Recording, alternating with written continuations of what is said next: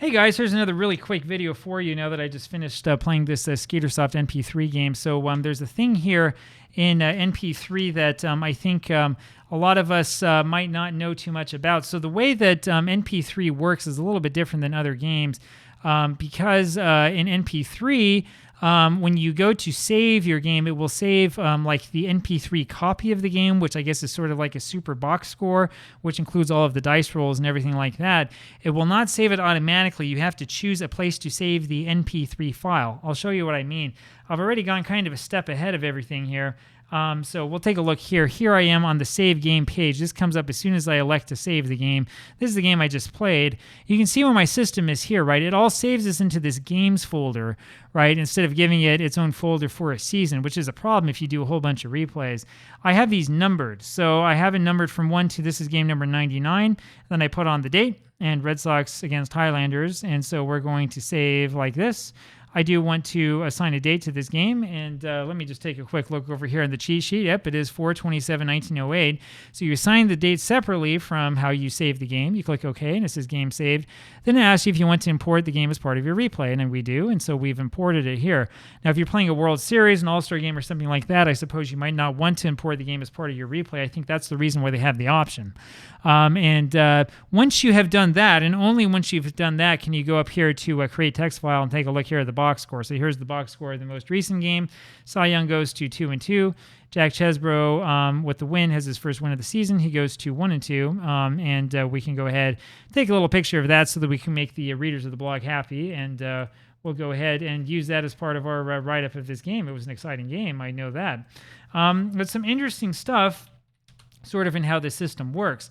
I don't know if there are other baseball simulators out there that are like that, but this one in particular is a little bit odd in the sense that it doesn't like have its own save directory and do everything on its own. Each of these saves is its own entity, which makes it a little bit easier for you to take a certain game and take it, say, to a different computer or to do whatever. You'll notice as well that the standings up here are the same as they were before the game started, but when you go over to the standings over here, they are different, right? This was reflecting the Red Sox actual record and the Highlanders actual record. And man, I love to show this because look at the parity there in the American League.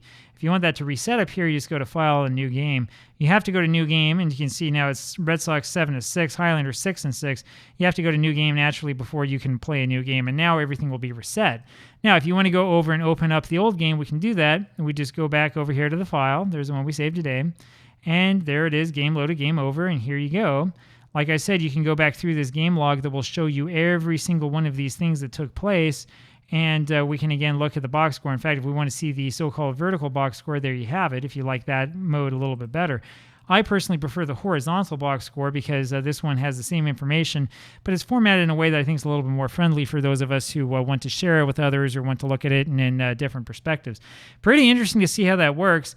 I also believe that the stats do not update until after you have saved the game. In addition to the standings, because naturally you can choose to have a gameplay that does not count towards your replay. Now, that one actually saved me the other day when I was playing a game. Let me look this up. Yes, it was between the Phillies and the and the Boston Doves. I misread my paper. It was supposed to be between Philadelphia and Brooklyn. I didn't realize until the game was over what my mistake was. Unfortunately, I was able to discard that game, not save it, and then go play it again.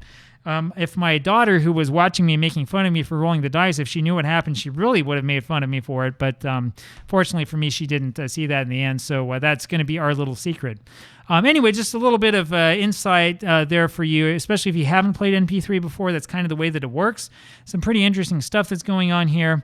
And, of course, the most interesting thing, again, about this season is all the parity in the American League. Who knows who's going to win? Anybody could win this league.